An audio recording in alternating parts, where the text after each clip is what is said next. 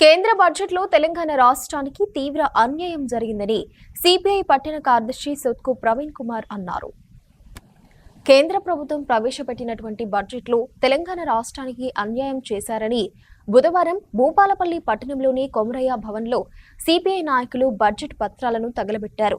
ఈ సందర్భంగా సిపిఐ పట్టణ అధ్యక్షుడు సొత్కు ప్రవీణ్ కుమార్ మాట్లాడుతూ ఎన్నికల సమయంలో ప్రధానమంత్రి నరేంద్ర మోదీ తెలంగాణ రాష్ట్రానికి అనేక హామీలు ఇచ్చారని, అయితే ఎన్నికల్లో గెలిచాక తెలంగాణ రాష్ట్రంలో 8 మంది ఎంపీలు, 8 మంది ఎమ్మెల్యేలు, 2 కేంద్ర మంత్రులు ఉన్నప్పటికీ బడ్జెట్లో తెలంగాణ రాష్ట్రానికి తీవ్ర అన్యాయం జరిగిందన్నారు. ఈ కార్యక్రమంలో సిపిఐ నాయకులు పాల్గొన్నారు. కేంద్ర ప్రభుత్వం తెలంగాణ రాష్ట్రానికి బడ్జెట్లో నిరాశ చూపినటువంటి కారణంగా భారత కమ్యూనిస్టు పార్టీ సిపిఐ ఆధ్వర్యంలో రాష్ట్ర వ్యాప్తంగా అన్ని జిల్లాలో ఆందోళన పోరాటాలు చేపట్టడం జరుగుతుంది.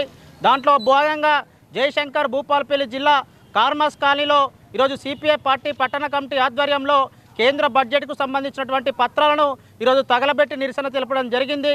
మరి ఈ తెలంగాణ రాష్ట్రంలో ఎన్నికల సమయంలో అనేకమైనటువంటి హామీలు ఇచ్చినటువంటి నరేంద్ర మోదీ ఈరోజు ఆ హామీలను మర్చిపోయి ఈరోజు ఈ తెలంగాణ రాష్ట్రంలో 8 మంది ఎంపీలు ఉంటారు, 8 మంది ఎమ్మెల్యేలు బీజేపీ ప్రభుత్వానికి ఉన్నప్పటికీ ఈ తెలంగాణ రాష్ట్రానికి మరి బడ్జెట్లో నిరాశ చూపించడం జరిగింది.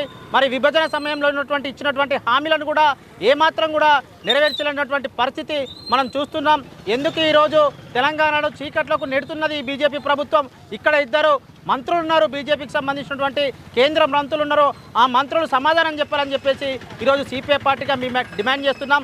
తెలంగాణ రాష్ట్రానికి అన్యాయం చేసినటువంటి బీజేపీ ప్రభుత్వాన్ని ఇక్కడ ఉన్నటువంటి బీజేపీ నాయకులకు సరైన సమయంలో బుద్ధి చెప్తామని సిపిఐ పార్టీగా మేము హెచ్చరిస్తున్నాం. ఇప్పటికైనా తెలంగాణ ప్రజలారా మేల్కోండి.